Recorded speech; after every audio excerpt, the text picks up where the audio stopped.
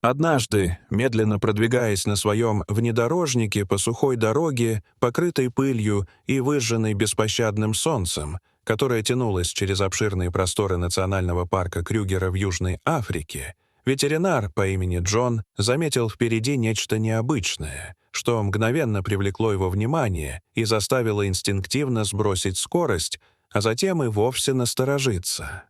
Прямо перед ним, всего в нескольких метрах, находился массивный носорог, и уже с первого взгляда было ясно, что с ним что-то не так, поскольку он стоял абсолютно неподвижно, словно застывший среди колеблющегося от жары воздуха, и это сразу вызвало у Джона тревожное чувство. Ведь за годы своей работы он привык к тому, что даже самые спокойные носороги никогда не остаются полностью неподвижными. Обычно они едва заметно переминаются с ноги на ногу, двигают ушами, реагируя на малейшие звуки, или слегка меняют положение головы, прислушиваясь к окружающему миру. Однако этот гигант стоял так, будто каждое движение давалось ему с невероятным усилием. И именно это несоответствие привычному поведению мгновенно вызвало у мужчины внутреннее беспокойство. Джон уже много лет работал в заповеднике, регулярно патрулируя его территорию и наблюдая за состоянием животных, и за это время он научился замечать даже самые незначительные изменения в их поведении.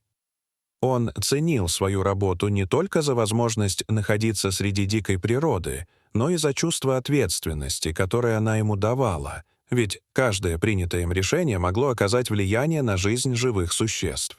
В разные дни ему приходилось сталкиваться с самыми разными ситуациями. Он помогал раненым антилопам, наблюдал за поведением хищников, отслеживал перемещение стад и оказывал помощь крупным животным, включая носорогов, к которым он всегда относился с особым уважением. Именно поэтому тот факт, что этот носорог находился в одиночестве и при этом выглядел ослабленным, уже сам по себе казался тревожным сигналом. Носороги не являются стадными животными в классическом смысле, однако взрослые особи редко оказываются в подобном состоянии без веской причины, и это лишь усиливало подозрения Джона. Он остановил автомобиль на безопасном расстоянии, заглушил двигатель и решил не предпринимать поспешных действий, прекрасно понимая, что в подобных ситуациях гораздо разумнее сначала наблюдать, чем сразу вмешиваться. Он устроился за рулем поудобнее и стал внимательно следить за животным, стараясь уловить малейшие признаки происходящего. Время тянулось мучительно медленно, и несколько минут ожидания незаметно превратились сначала в полчаса, затем в целый час. Однако за все это время носорог практически не двигался, и это лишь усиливало тревогу.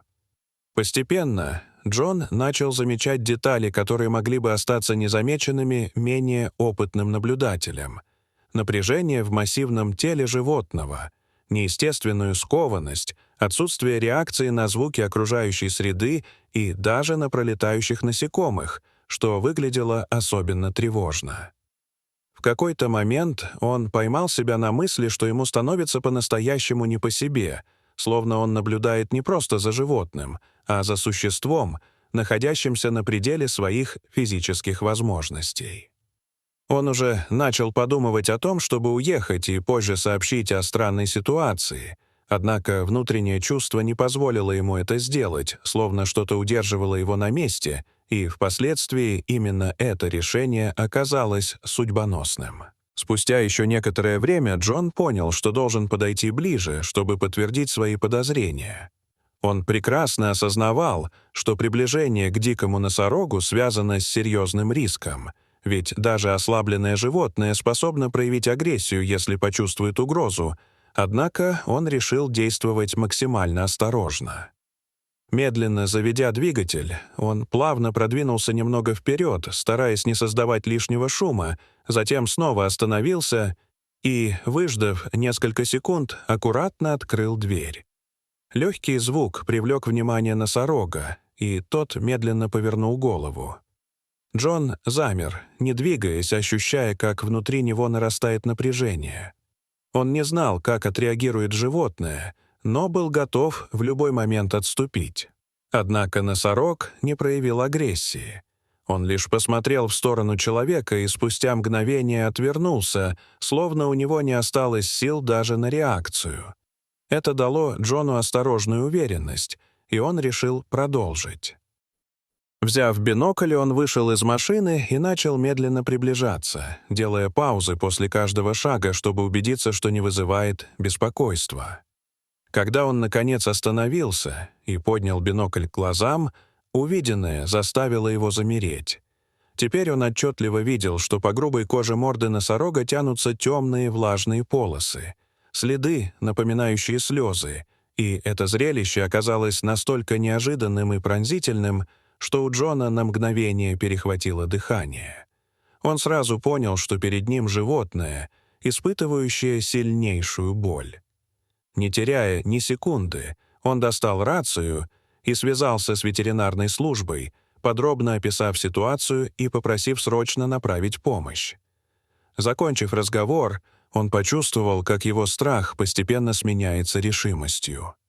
Он понимал, что не может просто стоять и ждать, поэтому начал медленно приближаться к носорогу, тихо разговаривая с ним, стараясь звучать спокойно и уверенно. Носорог смотрел на него, и в его взгляде читались усталость, боль и какое-то труднообъяснимое доверие.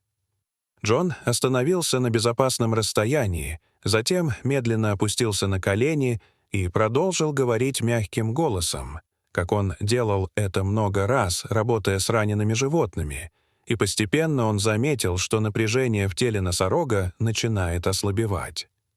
А затем произошло нечто по-настоящему удивительное.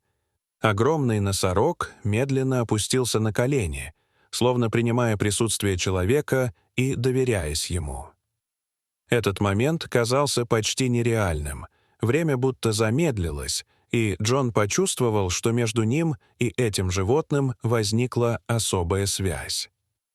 Примерно через 30 минут вдалеке появились машины ветеринарной команды, и вскоре они прибыли на место.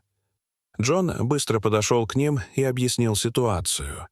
Осмотр показал, что у носорога был крупный воспаленный абсцесс на задней части тела, который причинял ему мучительную боль. Команда незамедлительно приступила к работе. Они ввели носорогу седативные препараты, и, когда тот полностью успокоился, начали процедуру. Вскрыв абсцесс, они тщательно очистили рану и ввели необходимые лекарственные препараты, действуя быстро и слаженно, понимая, что у них ограничено время. После завершения лечения они отошли на безопасное расстояние и стали наблюдать. Через некоторое время носорог начал приходить в себя. Он медленно поднялся, сначала неуверенно, затем все увереннее удерживая равновесие.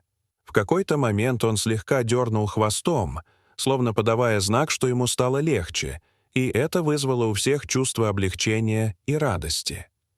Но когда команда уже собиралась уезжать, произошло неожиданное. Носорог начал двигаться в их сторону.